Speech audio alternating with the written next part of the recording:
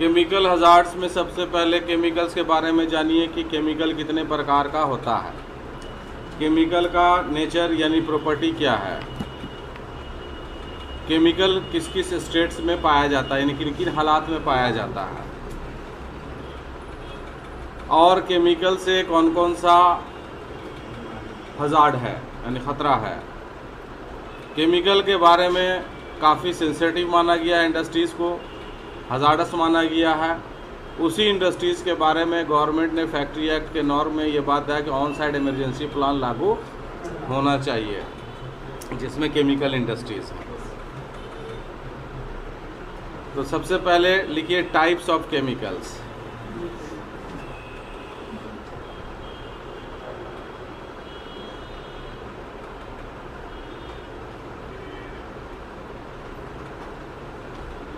जैसे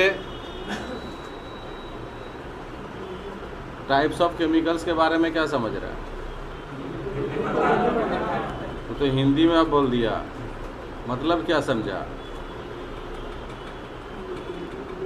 अरे कोई केमिकल ऐसा है जो फ्लेमेबल है, कोई केमिकल की प्रॉपर्टी है जो एक्सप्लोसिव है, कोई रिएक्टिव है, कोई कोरोसिव है, कोई टॉक्सिक है, यही ना हुआ। तो लिखिए उसको flammable. Number 1 flammable. Number 2 reactive. कोई है कि बहुत जल्दी किसी के साथ भी रिएक्ट कर जाता है, मिल जाता है। अब मिल कर करके कोई दूसरा केमिकल बना देगा जो खतरनाक हो जाएगा, है ना।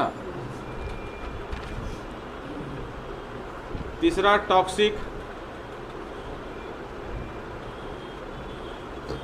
चौथा रेडियो एक्टिव,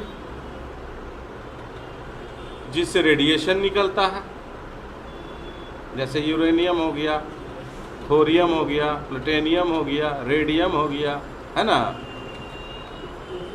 उसी तरह से explosive,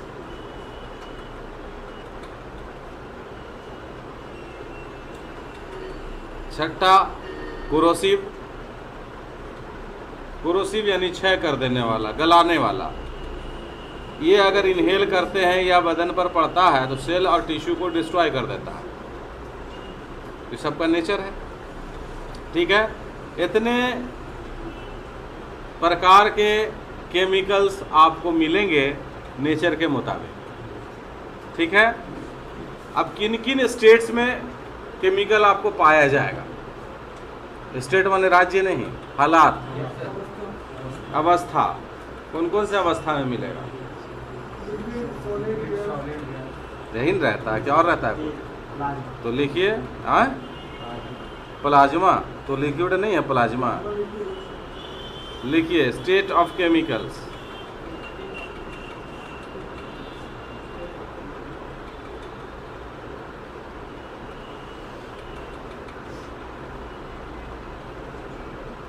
solid, liquid and gas.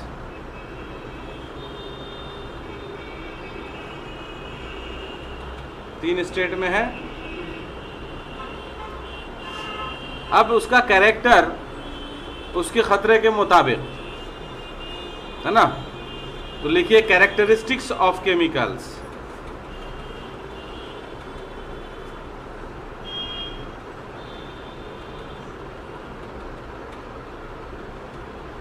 यानी अब आपको बताने जा रहे हैं वही चीज, टाइप ऑफ केमिकल्स, बट उसके एग्जाम्पल्स और उसके इफेक्ट के अनुसार।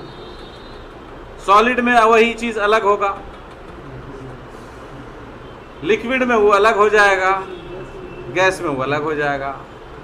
है फ्लेमेबल यानी कंबस्टेबल, लेकिन सॉलिड में उसका उदाहरण अलग हो जाएगा, वो केमिकल अलग हो जाएगा, लिक्विड में अलग हो जाएगा, गैस में अलग हो जाएगा। एग्जाम्पल के रूप में अगर सॉलिड में हम बोले फ्लेमेबल, तो एग्जाम्पल क्या है? सॉलिड में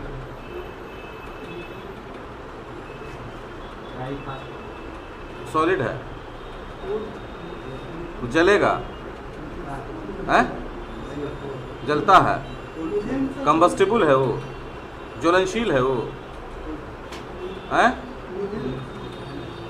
मीथेन सॉलिड है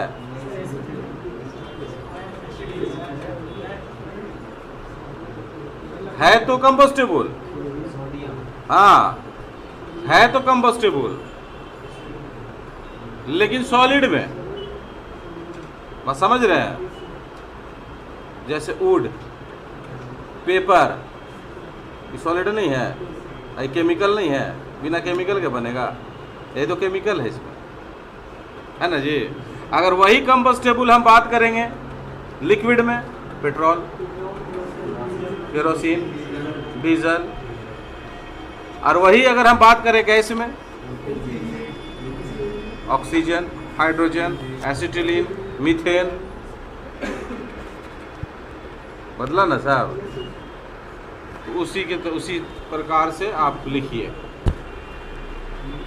एक 3 कॉलम बनाइए, एक में लिखिए name of the hazardous substance,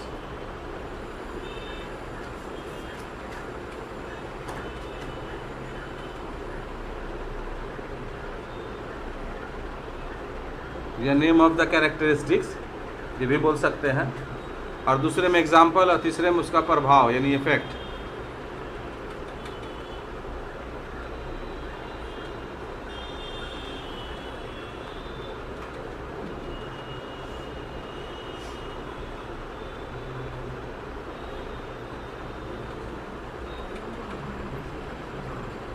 तो सबसे पहले सॉलिड में आइए। अभी सॉलिड का उदाहरण देंगे हम, तो नीचे ब्रैकेट में यानी name of the hazardous substances के ब्रैकेट में लिखिए सॉलिड। सॉलिड में आइए कंबस्टिबल, उसी में लिखिए combustible. Name of the hazardous substance के नीचे लिखिए, ये सॉलिड नंबर 1 नहीं है, solid name of the substances जो है ना उसके बगल में बोला लिखने के लिए। सॉलिड में वही चीज़ बताएंगे, फिर लिक्विड में बताएंगे, फिर गैस में बताएंगे। तो पहले सॉलिड के बारे में बता रहे हैं। ये उदाहरण सारा देंगे हम सॉलिड में, कि सॉलिड में कंबस्टिबल कौन है, सॉलिड में टॉक्सिक कौन है, सॉलिड में कोरोसिव कौन है। बस समझ में आया? तो name of the hazardous substance में हम लिखेंगे उसका नेचर। तो लिखिए सबसे पहले कंबस्टिबल या फ्लेमेबल।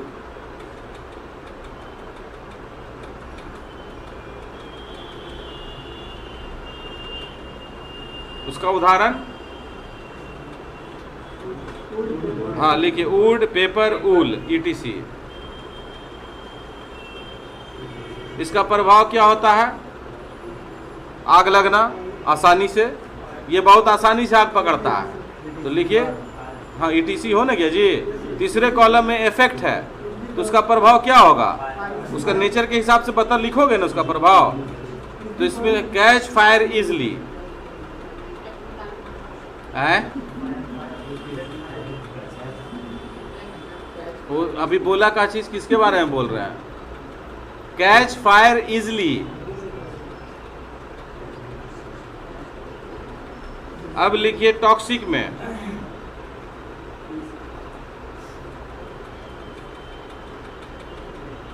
एग्जाम्पल में लिखिए वो टॉक्सिक सॉलिड कौन कौन सा है? लीड, शीशा, manganese, chromium, mercury, arsenic, etc. इसका प्रभाव क्या होता है? पॉइजनिंग। तो प्रभाव में लिखिए पॉइजनिंग। टॉक्सिक है तो जहरीला ना हुआ जी, तो पॉइजनिंग इफेक्ट है। उसी तरह लिखिए कोरोसिव में,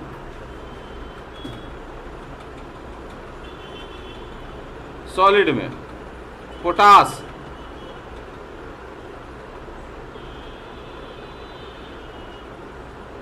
कास्टिक सोडा,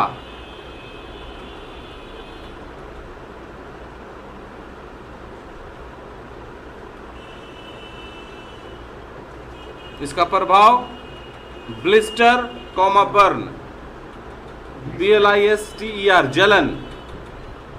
ब्लिस्टर माने अंदरूनी जलन, या ब्लिस्टर बोलते हैं जैसे गला देता है तो कैसे जलन होने लगता है? छिल जाना, गल जाना, छिलना नहीं, गलना ही बोलिए उसको। जैसे सोडा वगैरह लेकर के पानी में जो ज़्यादा रहता है तो हम लोग अगर धोते हैं, जैसे सर्फ किस चीज़ से बनता है, कोई भी एक्सेल डिटर्जेंट पाउडर, मैक्सिमम मात्रा में सोडा, बात समझ रहे हैं? सोडा का नेचर है जलाने का, बात समझ रहे हैं? Blister comma burn. Radio active, radio active element कौन कौन सा है सॉलिड में? यूरेनियम, प्लूटोनियम लिख सकते हैं, थोरियम, ETC। इसका इफेक्ट क्या होगा? Radiation effect.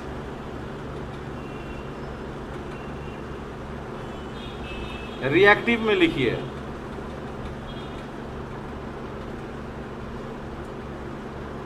Sodium comma phosphorus, ये बहुत जल्दी रिएक्ट करता है, यानी रिएक्शन क्विकली। इफेक्ट में लिखिए रिएक्शन क्विकली। एक्सप्लोसिव में लिखिए coal dust comma gunpowder, यानी उसमें जो भी मिला हुआ है, मिल करके सॉलिड है ना साहब, तो सीधे गन पाउडर बोलते हैं उसको। काउजेज एक्सप्लोजन,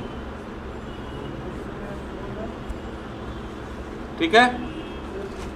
ये सॉलिड में एग्जांपल दिया आपको। अब इसी का लिक्विड में लिखिए, उसी लाइन में बीच में अब लिक्विड कर दीजिए खाली, और लिक्विड में अब लिखिए बढ़े आगे, तो लिखिए कंबस्टिबल लिक्विड में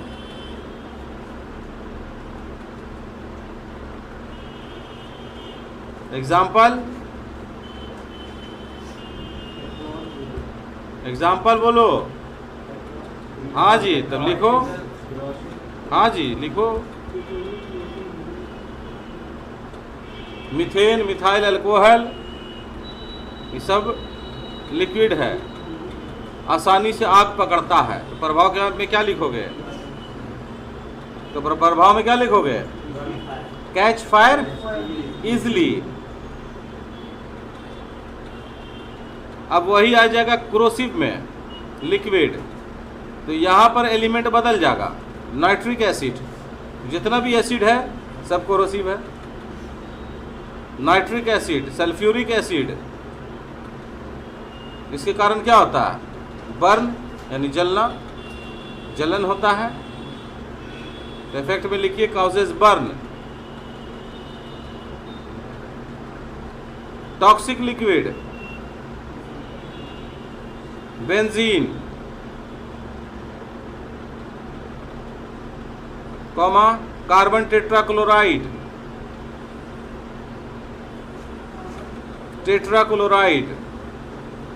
carbon dioxide, carbon disulphate, oxide तो गैस हो जाएगा, carbon disulphate, methyl alcohol liquid है, काउजेज इफेक्ट पॉइजनिंग। एक्सप्लोसिव में लिखिए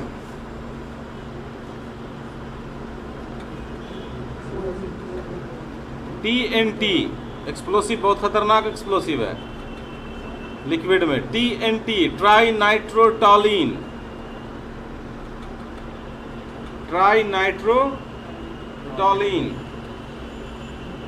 कॉमा नाइट्रोग्लिसरीन,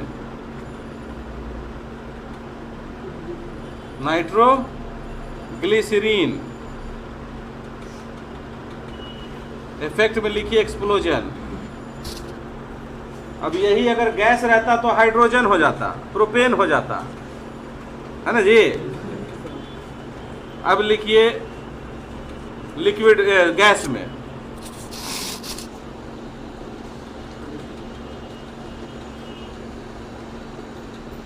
कंबस्टिबल गैस कौन कौन सा है? एग्जाम्पल में क्या दीजिएगा? ऑक्सीजन लिखिए, oxygen, hydrogen, acetylene. Hydrogen combustible भी है, हाइड्रोजन एक्सप्लोसिव भी है। एटम बम जो बनता है उसमें हाइड्रोजन होता है।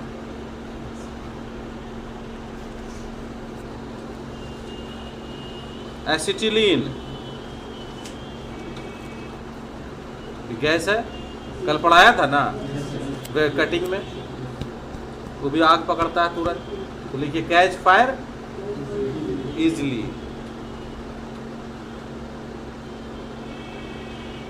कोरोसिव गैस में लिखिए सल्फर डाइऑक्साइड।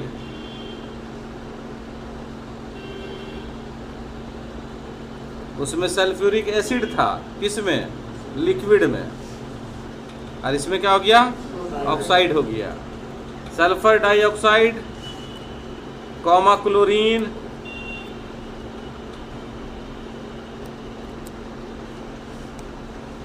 इफेक्ट में इरिटेशन लिखिए, causes irritation.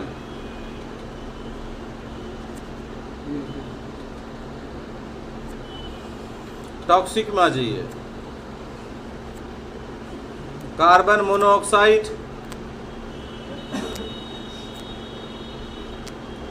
Comma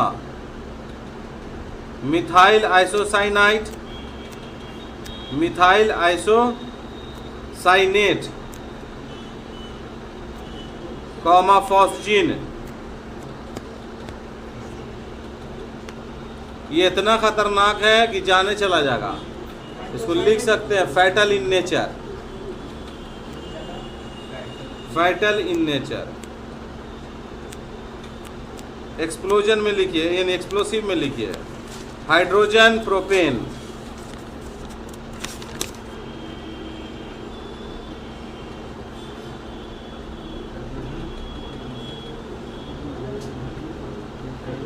hydrogen propane. Effect में एक्सप्लोजन। ठीक है। अब है कि केमिकल के द्वारा कितना प्रकार का हजार्ड है। बहुत हजार्ड है, लेकिन मोटे तौर पर अगर क्लासिफाइड करें हम तो उसके लिए आपको कुछ याद रखना है, कुछ हजार्ड्स उसके अंदर फिर बहुत है। तो लिखिए मल्टीपल इफेक्ट्स ऑफ केमिकल।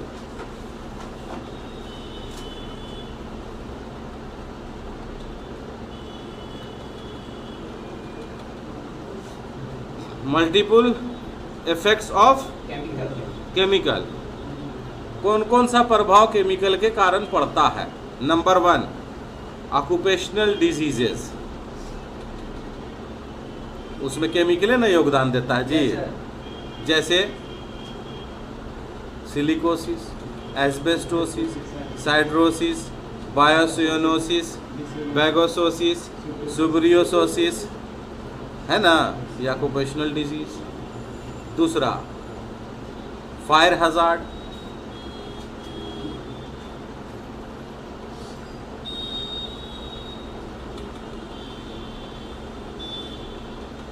जैसे fuel, oxygen and heat, chemical है ना, है केमिकल रिएक्शन, उसके द्वारा फायर उत्पन्न होता है। ठीक है। तीसरा poisoning effects,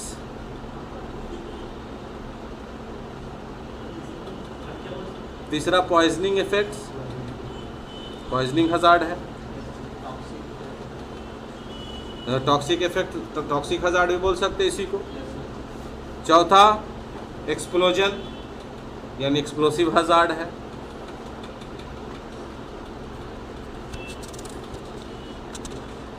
leak hazard, leak hazard अगर लीक कर गया तो उसको भी रोकना इसमें है।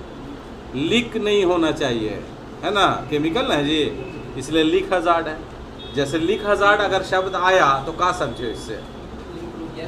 लीक को कंट्रोल करना। दैट मीन्स कि ऐसे कंटेनर में रखा जाए जो पर्याप्त उसके लिए बना हो, सही जगह पर लगा हो, फायर अरेस्टर या गैस लीक अरेस्टर लगा हुआ हो, है ना, और न्यूट्रलाइज करने के लिए उसको वहाँ पर उपाय मौजूद हो, अलार्म सिस्टम हो।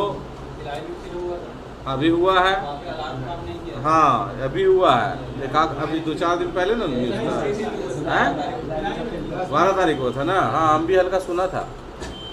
कार्बन मोनोऑक्साइड गैस के कारण हुआ था, जो आसानी से पाया जाता है, और आपको पहले भी कई बार हम बताया इसके बारे में। हाँ जी, इतना खतरनाक है।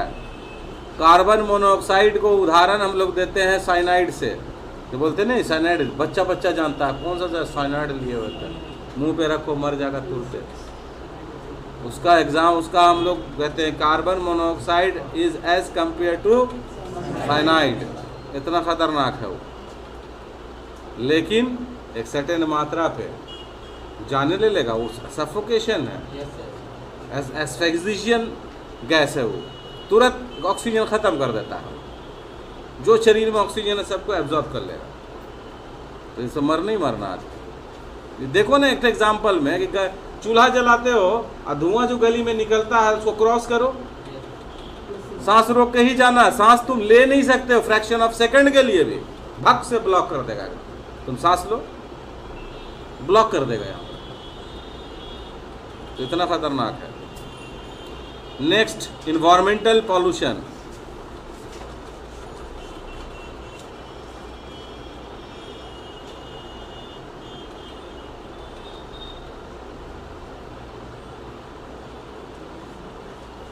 ठीक है, ये मल्टीपल उसका इफेक्ट है, इसको ध्यान में रखिएगा कि ये इफेक्ट कर सकता है।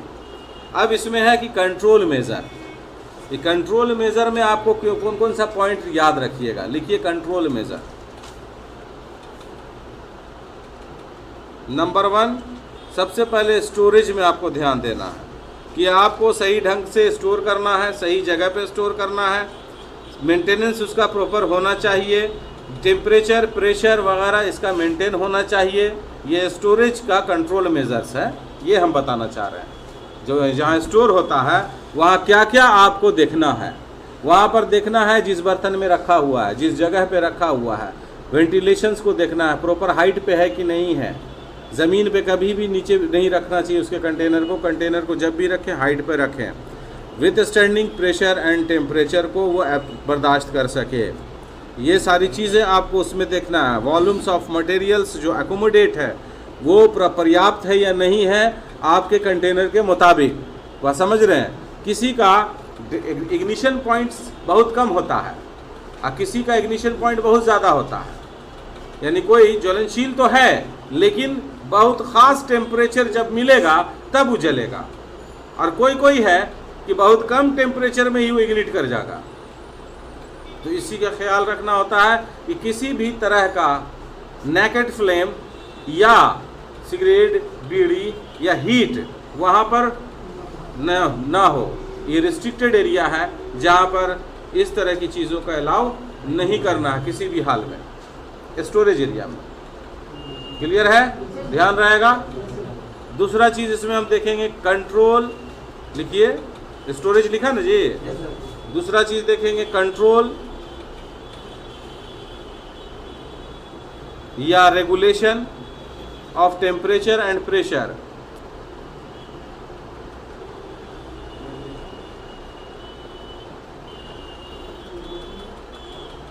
कंट्रोल या regulation of temperature and pressure. बहुत सारे केमिकल्स ऐसे हैं जो एक्सोथर्मिक रिएक्शंस के हैं, यानी अगर उनको सही प्रेशर और टेम्परेचर पे ना रखा गया तो तुरंत रिएक्ट कर जाते हैं। इसलिए जिस जगह पर उनको रखना है एक हाई प्रेशर पे रखना है और उसका प्रेशर मेंटेन होते रहना चाहिए। इसके लिए बाकायदा आदमी रखा जाता है जो प्रेशर को मेंटेन रखे, जैसे इंस्ट्रूमेंट टेक्नीशियंस वाले लोग काम करते हैं इसके ऊपर। जो वेसल्स बनाया गया वो ऐसे डिज़ाइंस का हो जो उस प्रेशर्स को, हीट को झेल सके। जैसे पेट्रोल को लेकर करके कैरी करते हैं आप, ट्रांसपोर्ट करते हैं, इतना हीट होता है और इतना जर्क होता है और उसके बावजूद फ्रैक्शंस के वजह कर भी वो जलता नहीं है, जबकि वो कंबस्टेबल मटेरियल में आता है ना जी। वो इसलिए कि उसका जो डिज़ाइंस है कंटेनर्स का, यानी जो टैंकर्स है वो डबल या ट्रिपल लेयर में बना हुआ होता है। अंदर का जो लेयर है उसमें वो तेल है, बाहरी 2 लेयर उसका खाली होता है, जिससे कि हीट पास वहाँ तक ना करे। बात समझ रहे हैं? डाई फ्रेम बोलते हैं उसको, डाई फ्रेम में बना होता है, यानी 2 फ्रेम में बना हुआ रहता है। तीसरा चीज़ है कि सही ऑपरेशन एंड प्रोसेस होना चाहिए। जैसे टैंक का लिख लीजिए, operation and process, control measures में ऑपरेशन एंड प्रोसेस, जैसे design,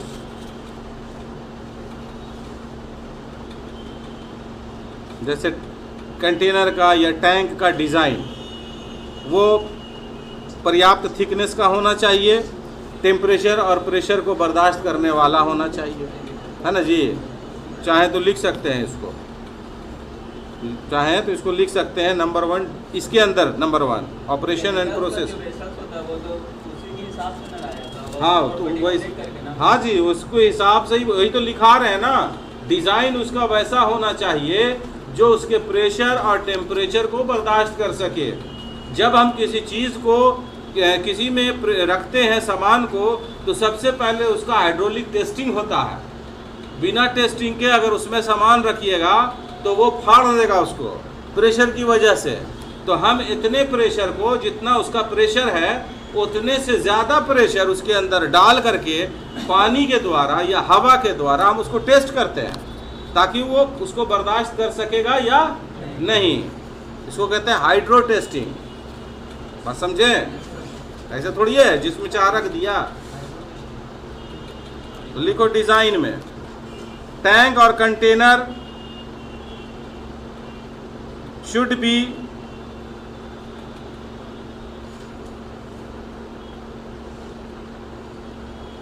sufficient thickness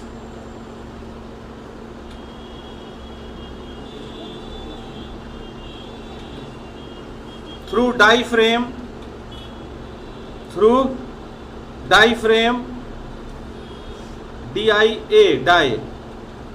diaphragms to withstand temperature and pressure।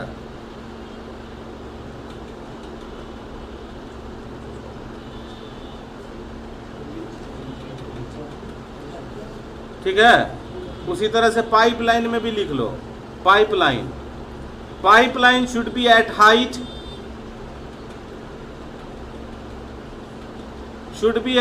का मतलब है कि बहुत ऊंचा नहीं, ज़मीन से कुछ ऊंचा, कम से कम 6 इंच से लेकर के 12 इंच तक मिनिमम होना चाहिए। काहे कहते हैं ऐसे?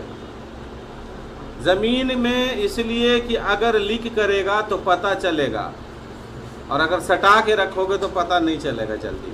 जब बहुत ज़्यादा स्पिलेज होगा तब पता चलेगा, लीक पता नहीं चलेगा। एग्जाम्पल के रूप में, घर में तेल जिस बर्तन में रखते हो उसका लीक किया है कि नहीं किया है इसका पता आपको नहीं चलेगा, इसलिए कि जिस जगह पर वो रखाता है उसके नीचे देखोगे कि गीला है। तेल डाले ना जी, और तेल टघर के कुछ गिरता है, रख दिए वैसी रह गया, तब हम समझेंगे ना कि वो लीक कर गया, नहीं समझेंगे। पर इतना ज़रूर है कि घर का मामला है तो समझ रहे हैं कि कहाँ से आया। लेकिन अगर कोई पाइपलाइन जिसके थ्रू तुम कैरी कर रहे हो, ट्रांसपोर्ट कर रहे हो मटेरियल को, तो वो अगर लीक करेगा और ज़मीन पर अगर वो रखा रहेगा तो तब तक वो पता नहीं चलेगा जब तक एक सर्टेन मात्रा लीक न कर जाए। इसलिए हाइट पर रखना ज़रूरी होता है ताकि तुरंत पता चल जाए। तो लिखिए should be at height comma location, यानी ऐसे जगह पर हो जहाँ पर आदमी का आना जाना ना हो। अभी किसी कंट्री में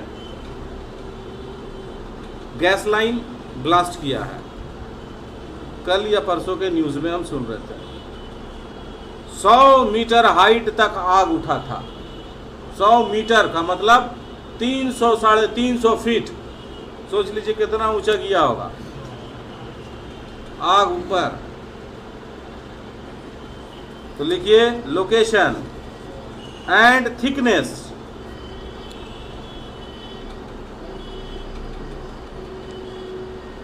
to withstand temperature and pressure.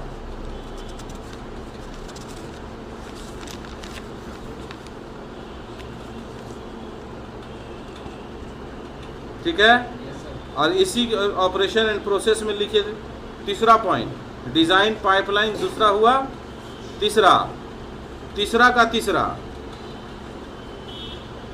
Easy monitoring and control, यानी प्रॉपर मॉनिटरिंग एंड कंट्रोल, ऐसे लिखिए proper monitoring and control. Easy, चौथा में लिखिए इजी ऑफ ऑपरेशन, इसी का तीसरा का चौथा इजी ऑफ ऑपरेशन।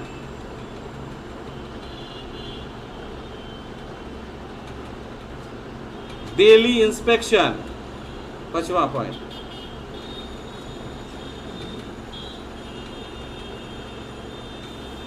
क्लियर है? हाँ, कंट्रोल मेजर में ये सारी चीजें आ रही हैं, ध्यान रहेगा। अब लिखिए चौथा पॉइंट इसमें कंट्रोल मेजर में एजुकेशन एंड ट्रेनिंग।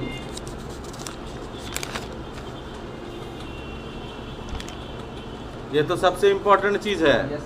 जो भी एम्प्लॉय इंगेज्ड है they should get education and training. पांचवा MSDS, हाँ जी, material safety data sheet.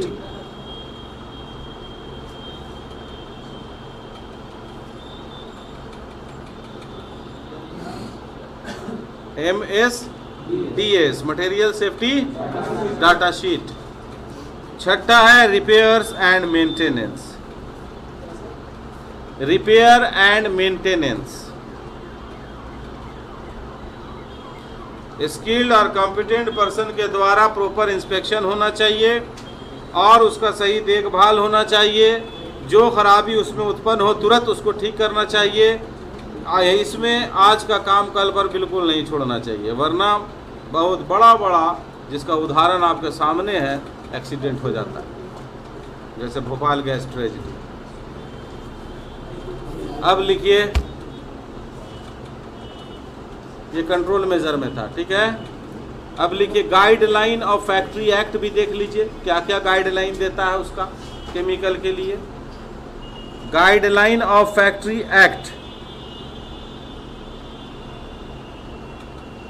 Section 41B।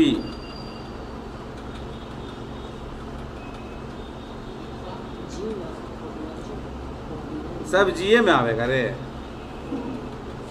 ये केमिकल हो रहा, सेफ्टी ऑफिसर हो रहा है का।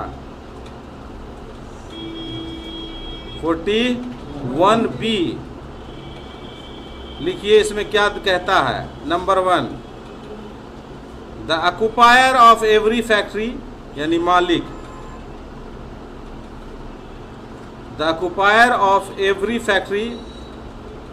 जरा बोलिए तो, पानी के लिए मेरे टेबल पर बोतल रखा हुआ है। The occupier of every factory. आने दीजिए तो बोले पानी के बहाने सर हमको भेजिए ना, यहाँ लिखावे लगे।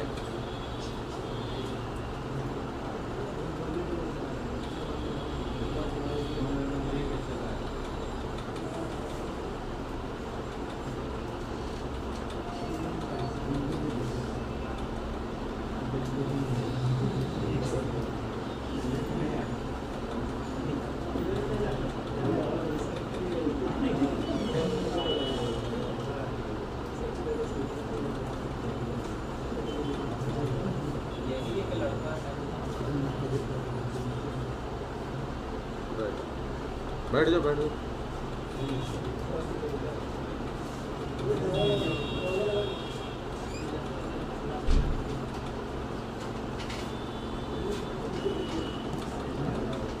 लिखिए the occupier of the every factory involving hazardous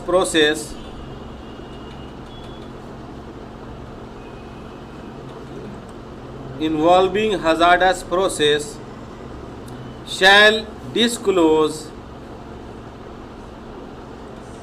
all information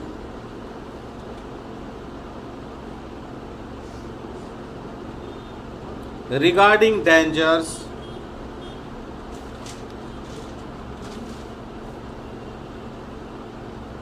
and health hazard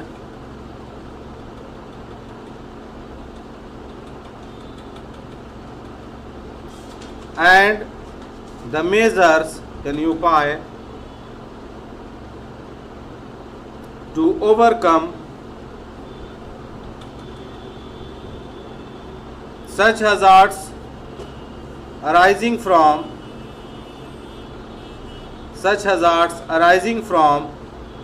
the exposure to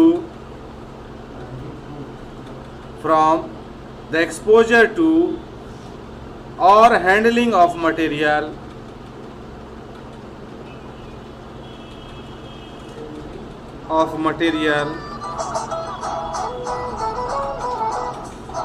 किसका बज रहा है?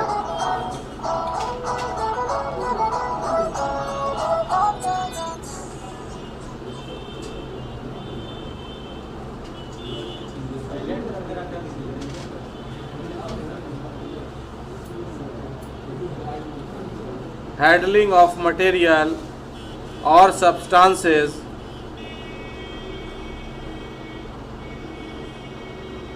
in the manufacture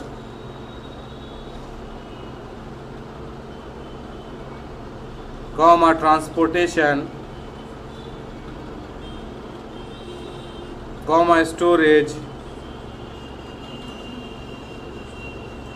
and other processes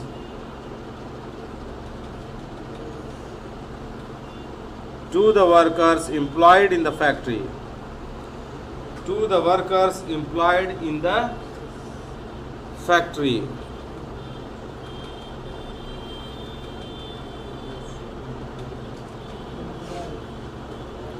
देखिए, साफ तौर पर इस बात को फैक्ट्री एक्ट के अंदर लिखा हुआ है कि ट्रांसपोर्टेशन कर रहा हो या मैन्युफैक्चरिंग कर रहा हो या स्टोरिंग कर रहा हो या प्रोसेसिंग कर रहा हो, किसी भी हाल में जो इंगेज्ड है इस केमिकल के साथ या हजार्डस मटेरियल के साथ या सब्सटेंसेस के साथ, सब या करके इसीलिए बता देता है फैक्ट्री एक्ट में। ये ना बोले कि इसमें ये नहीं था, आप समझ रहे हैं। उस हालत में कहा है फैक्ट्री एक्ट में ने कि जितने भी मालिक हैं सेफ्टी के बारे में सोचें और पूरा करें, ना कि केवल सोचें, क्योंकि जो भी सब्सटेंसेस के द्वारा हजार्ड है उसको डिस्क्लोज करो। आप समझ रहे हैं। उसका हेल्थ हजार्ड क्या है, उसका बचाव क्या है, उसका रख रखाव कैसे है, इसके बारे में पूरा बताइए। किसको? वो एम्प्लॉइज जो इंगेज्ड हैं इस काम में, चाहे वो ट्रांसपोर्ट कर रहे हो यानी ले जा रहे हो, कैरी कर रहे हो, या रख रहे हो या बना रहे हो, कोई भी काम कर रहे हो उसके संबंधित उनको बताना ज़रूरी। इसका मतलब है कि एक सेफ्टी उसके ऊपर पूरा होना चाहिए। बात समझ रहे हैं कि नहीं? ये साफ तौर पर फैक्ट्री एक्ट अपने बोलता है। फिर इसमें दूसरा पॉइंट भी है, इसी में दूसरे पॉइंट में लिखिए। ये पहला पॉइंट हो गया। दूसरा पॉइंट में है the occupier of a factory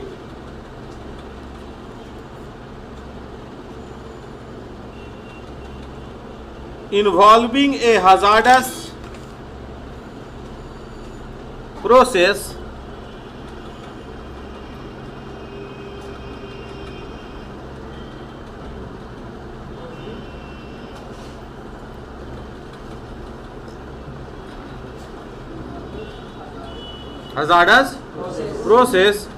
shall with the previous approval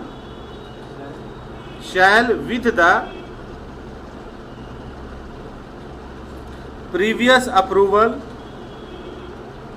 of chief inspector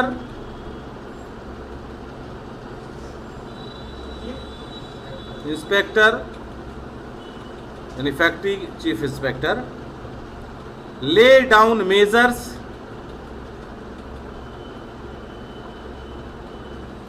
for the handling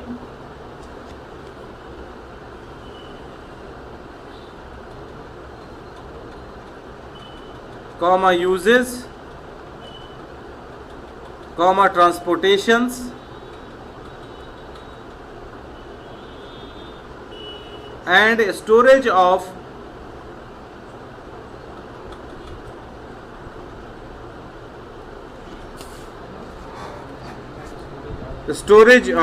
hazardous substances made inside the factory premises,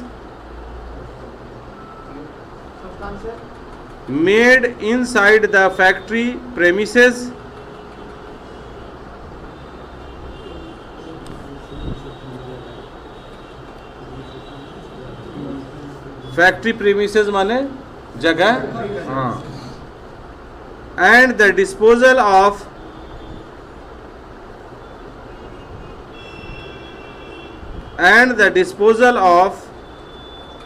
such substances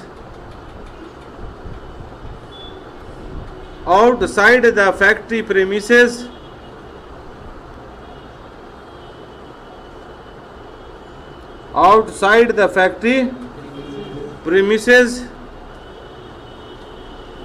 and publicize them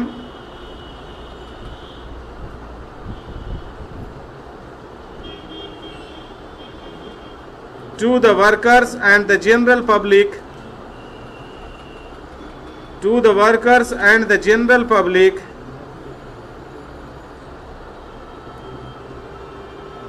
living in the vicinity.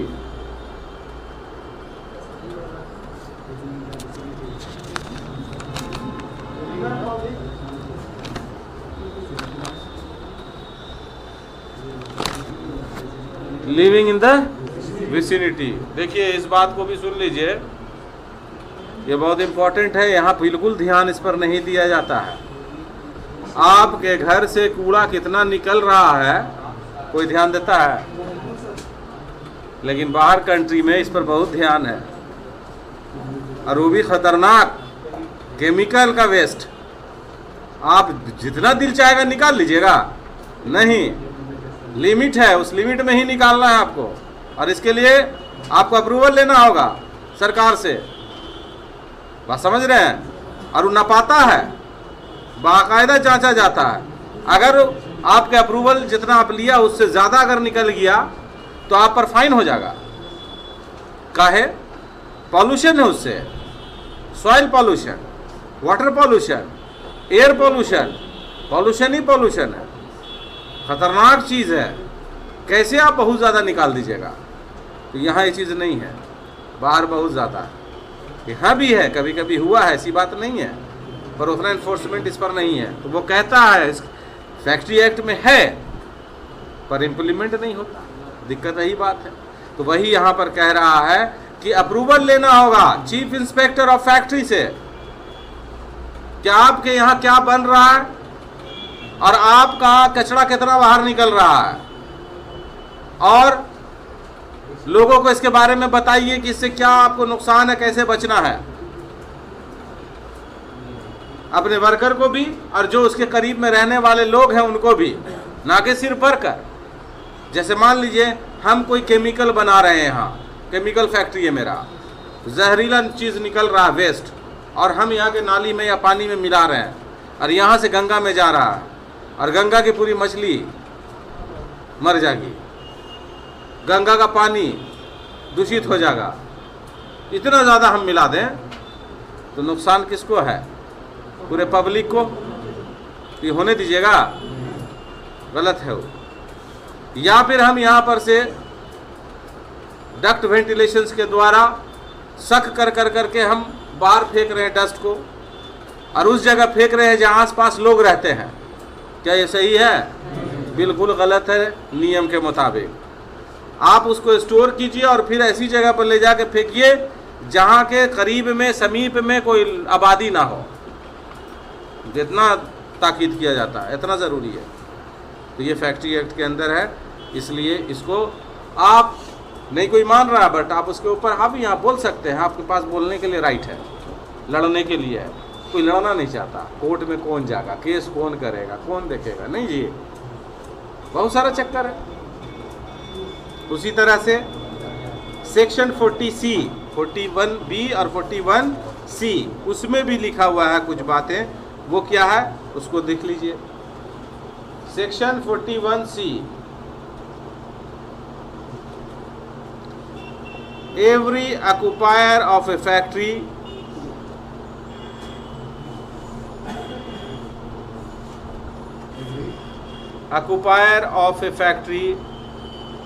involving any hazardous process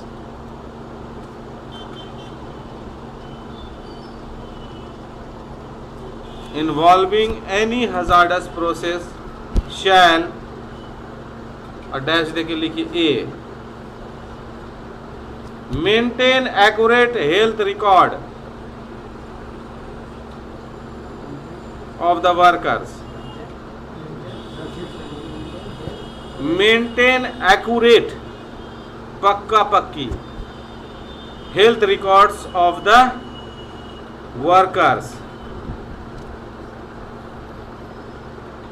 workers मतलब आम worker नहीं, जो factory में हैं, ये बोलने की जरूरत होगी कि in the factory who are exposed to any chemical, अरे उसी में न रे, who are exposed to any chemical or toxic or any other harmful substances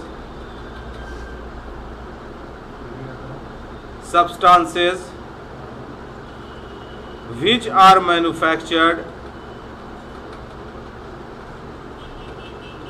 stored, which are manufactured, stored, handled or transported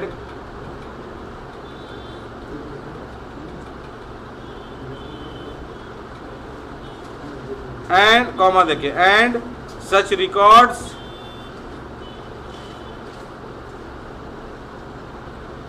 shall be accessible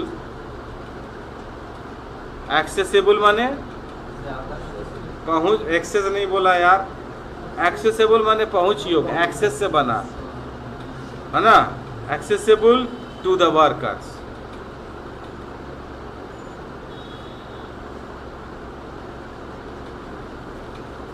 जितना भी ऐसा factory है जो हजार्डस सब्सटेंसेस के साथ इन्वॉल्व है, चाहे वो बना रहा हो, इस्तेमाल कर रहा हो, यानी मंगाता हो, बनाता ना हो, मंगाता हो, या ट्रांसपोर्ट करने वाला संस्था, हाँ, जो ट्रांसपोर्टिंग का काम कर रहा हो इसी सब्सटेंस को, या रखने का काम कर रहा हो इसी सब्सटेंस को, उन सब के लिए ये नियम है कि वर्कर्स के जो उसमें काम कर रहे हैं, संबंधित वर्कर्स, उसका पक्का हेल्थ रिकॉर्ड होना चाहिए, यानी क्या उसको बीमारी है क्या नहीं है, और वो रिकॉर्ड्स वर्कर के मालूम होना चाहिए, वर्कर के पहुंच में होना चाहिए, ताकि वर्कर उसको देख करके ये सोचे कि हम करेंगे या ना करें। जैसे अगर हम बता दिया तुमको यार लंग डिजीज है और तुम जो है कार्बन क्लोरीनेटेड एटमॉस्फेयर में काम करोगे तो नुकसान हो जाएगा, और वहीं तुम काम कर रहे हो, तो हो सकता है छोड़ के भाग जाए, या हो सकता है कि एहतियात लेकर के काम करे और ना भागे। ये डिपेंड करता है वर्कर के ऊपर, लेकिन एक मालिक के नाते वर्कर को बताना ज़रूरी है। वर्कर डरता, मालिक डरता, भाग ना जाए डर से, बस समझे, ये एक्ट में दिया गया। क्लियर है? बी,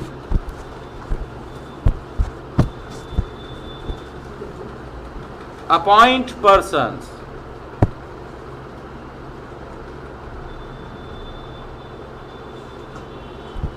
who possess, हाँ, अधिकार में रहना, qualification and experience, possess qualification and experience in handling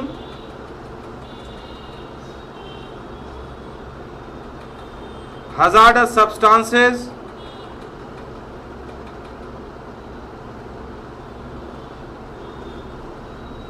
and are competent to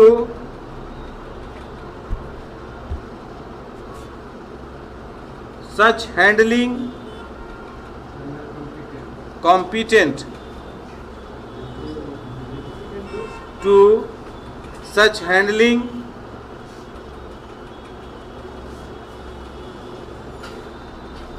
within the factory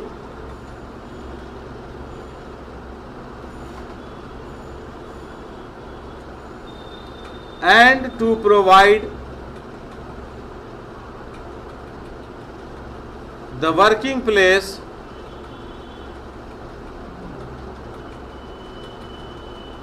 all the necessary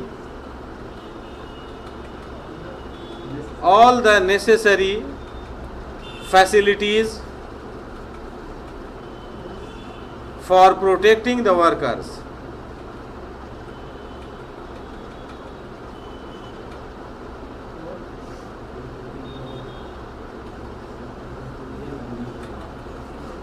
ठीक है, यानी एक कॉम्पिटेंट आदमी, यानी जो क्वालिफाइड है, एक्सपीरियंस रखे हुए है, उसको अपॉइंट करना जो इसके साथ काम करने में माहिर हो और वो काम की जगह पर सेफ्टी यानी फैसिलिटीज प्रोवाइड कर सके वर्कर के लिए।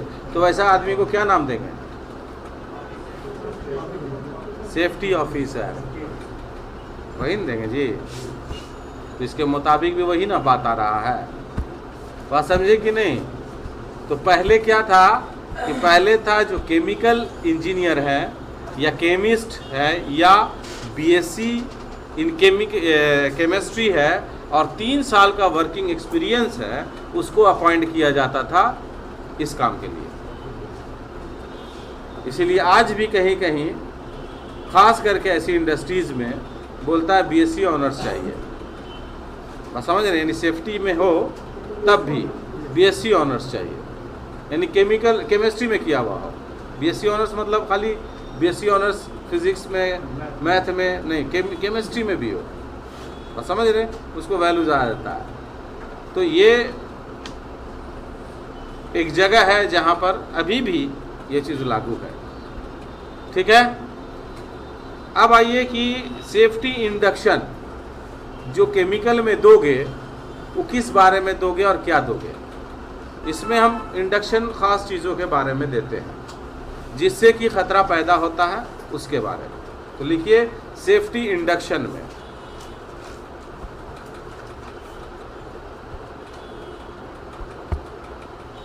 सबसे पहले हम बताते हैं सेफ्टी इंडक्शन क्लास के अंदर, यानी जो नॉलेज देना होता है उसमें देते हैं हम फ्लैश पॉइंट के बारे में। फ्लैश पॉइंट किसको बोलते हैं, है ना जी?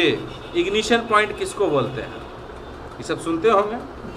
तो लिखिए number 1 safety, number 1 flash point, FLASH।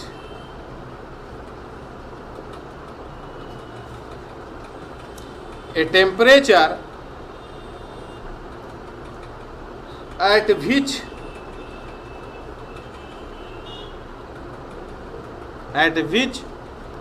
a flammable liquid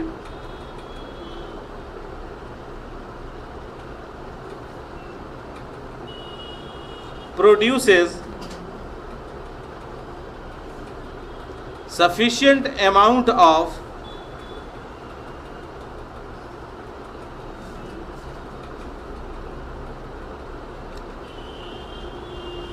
vapor, sufficient amount of vapors to give a flame.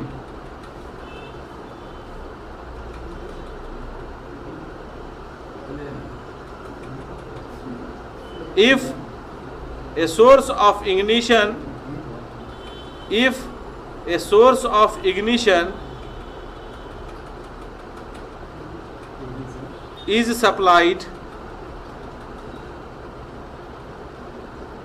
close to the surface, close to the surface, इसी को हम कहते हैं फ्लश पॉइंट।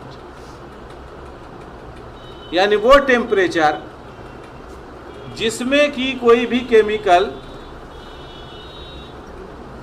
उबलने लगे और भाप पैदा हो, उससे आग नहीं भाप पैदा हो, उसको हम कहते हैं फ्लश पॉइंट। इतना समझिए। और उसी भाप में अगर हम फ्लेम दें जो क्लोज टू द पॉइंट, अगर वहां पर आग मिल रहा हो, जल रहा हो, तो मिनिमम टेम्परेचर अब वहां पर अगर दे देते हैं, उसको हम कहते हैं इग्निशन पॉइंट। और वहीं पर वो आग लगता है, उसको हम कहते हैं फायर पॉइंट। बात समझ में आया कि नहीं? तो सीधी सी बात, फ्लश पॉइंट उसको कहेंगे कि उतने टेम्परेचर जिसमें वो भाप बनने लगे। क्लियर है? दूसरा आता है इसी में फायर पॉइंट। फायर पॉइंट लिखो यार, मुंह मत देखो। Fire point is the lowest temperature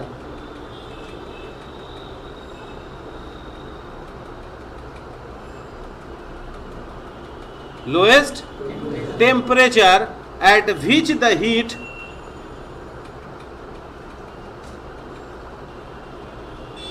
from combustion, जलने की क्रिया को कंबशन बोला जाता है, act of burning, combustion of vapour, full stop. इसको कहते हैं फायर पॉइंट। यानी मिनिमम टेम्परेचर जो वेपर बन रहा है उसके साथ अगर वो मिल जाए तो वहां पर आग लग जाएगा, और उसी को हम कहते हैं फायर पॉइंट। ठीक है? अब आता है इग्निशन टेम्परेचर। तीसरा में लिखिए ignition temperature.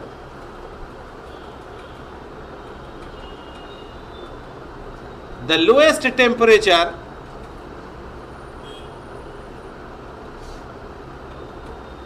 at which a substance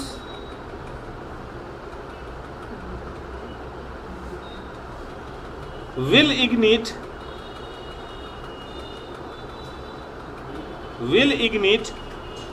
spontaneously, अचानक से, spontaneously, SPONTANEOUSLY,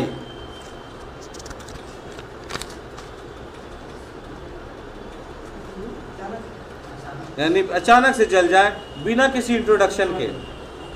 यानी वो सब्सटेंस इंट्रोडक्शन नहीं देने जा रहा कि हम जल रहे हैं, बस समझ रहे हैं। यानी उस पॉइंट का टेम्परेचर अगर वहाँ उत्पन्न हो जाए, मिनिमम टेम्परेचर, और उस सब्सटेंस को जलाने के लिए काफ़ी हो, उसे भाप ना निकले, तुरंत भक से आग पकड़ ले। जैसे पेट्रोल, पाइप हीट दोगे तो भाप निकलेगा, तुरंत पकड़ लेगा। तो मिनिमम टेम्परेचर जैसे 13 डिग्री उसको मिला, घप से आग पकड़ने से। वो नहीं है कि अरे आग पकड़ेगा, धुआं फेंक रहा है, वो सब कुछ नहीं है। तो इसको कहते हैं इग्निशन पॉइंट। ठीक है जी? थकान हुआ कि नहीं? हमको तो हो गया है। हाँ, छोड़ दो, अब जो है कल बताएंगे। नहीं तो पता चला ते लोग खाली लिख रहा दाएं दाएं दाएं, समझ रहा कुछ नहीं। इतना समझे कि नहीं? देखो अबे, देखो क्या तकलीफ होता है बे, चला चुतड़ में कुछ काट रहा है क्या तुमरे? फड़ाक से उठ गया। अभी हम उठवे नहीं किए, ये उठ गया।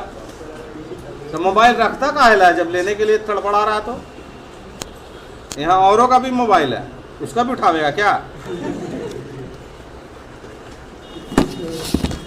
हम जान रहे हैं कि ते खाली लिख रहा है।